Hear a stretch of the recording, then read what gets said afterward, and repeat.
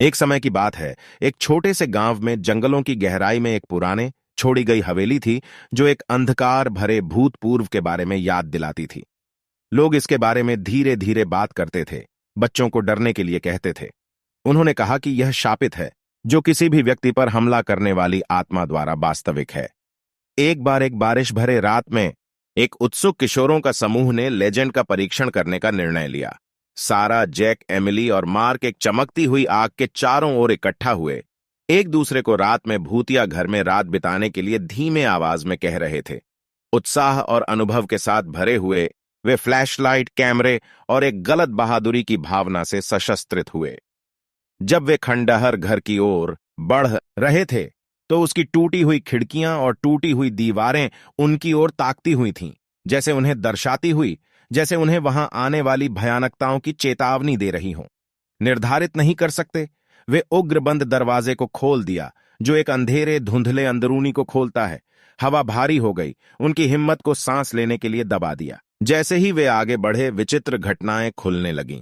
दरवाजे अपने आप बंद हो गए। खामोश गलियों में गूंज रहे बातचीत, छायाएं उनके कानों में गूंज रही थीं, उनकी हड्डियों को ठंडा कर रही थीं।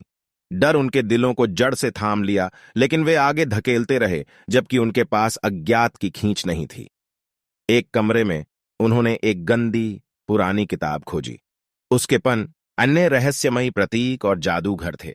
उन्होंने उसमें लिखे वर्ण और जादू के लिए वाक्यों को अनदेखा करते हुए बहुरूपी से पढ़ा, बिना जाने कि वे सदियों से सोए हुए प्राचीन बुराई को जगा देने के लिए। अचानक घर जीवित हो गया। दीवारें मुरझाने लगीं, फर्श हिल गया और हवा ठंडी हो गई। वे फंस गए, अस्तित्व के एक अद्भुत कोषधारी का शिकार हो गए। उठाया गया एक एक करके।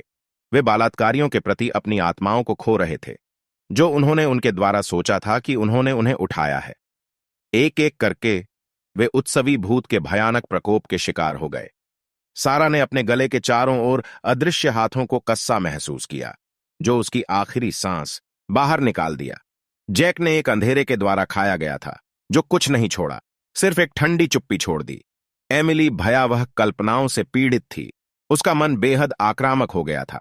मार्क अकेला बचा हुआ कप रहा था, उसके दोस्तों के खौफनाक भाग्य की यादें से भयभीत होते हुए। जैसे ही सूर्योदय की पहली किरणें टूटी खिड़कियों में आईं, मार्क घर से लड़खड़ाते हुए निकला। एक बार गर्दिश की रश्मियां तोड़ने पर उसे घर से बाहर छलांगनी पड़ी, जिसने उसके दिमाग को बस बचा लिया। कभी गर्व और निडरता से भरे हुए किशोरों का समूह एक सतर्क कथा के रूप में बच गया, एक भयानक चेतावनी बन गया कि छायाओं में छिपे खतरों के बारे में और वहां घातक शापित भूतियों के बारे में।